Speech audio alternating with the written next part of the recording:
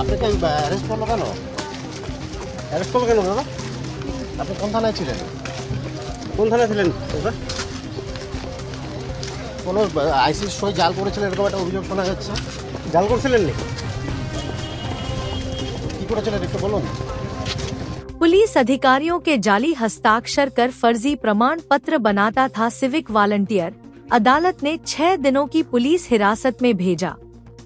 नमस्कार दर्शकों, अदालत ने गिरफ्तार सिविक वॉलंटियर मोनिरुल इस्लाम को 6 दिन की पुलिस हिरासत में भेज दिया है। मोनिरुल इस्लाम पर सैन्य सेवा के लिए आवश्यक पुलिस प्रमाण पत्र में जालसाजी करने का आरोप है। सोमवार को जलपाईगुड़ी जिले के मालबाजार थाना क्षेत्र में ड्यूटी पर तैनात नागरिक स्वयंसेवक मोनिरुल इस्लाम को पुलिस ने गिरफ्तार किया और जिला अदालत में पेश किया। आरोप है कि मोनिरुल इस्लाम ने उच्च पदस्थ पुलिस अधिकारियों के जाली हस्ताक्षर कर नौकरी चाहने वालों को फर्जी प्रमाण पत्र उपलब्ध कराए। मामला सामने आने के बाद मालबाजार थाना पुलिस ने उन्हें गिरफ्तार कर मामला दर्ज किया और अदालत में पेश किया। सरकारी वकील ने बताया कि अदालत ने पुलिस के आवेदन पर आरोपी को 6 दिनों की पुलिस हिरासत में भेजने का आदेश दिया है।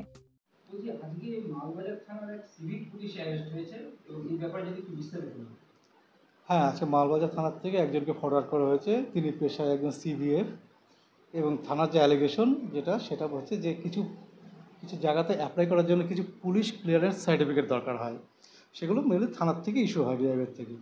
এর বিরুদ্ধে অভিযোগ হচ্ছে এর জালিয়াতি করে এবং উইদাউট প্রপার যে সিগনেচারি অথরিটি আছে তাদেরকে না জানিয়ে এইগুলো সমস্ত ইস্যু করেছে টাকার বিনিময়ে।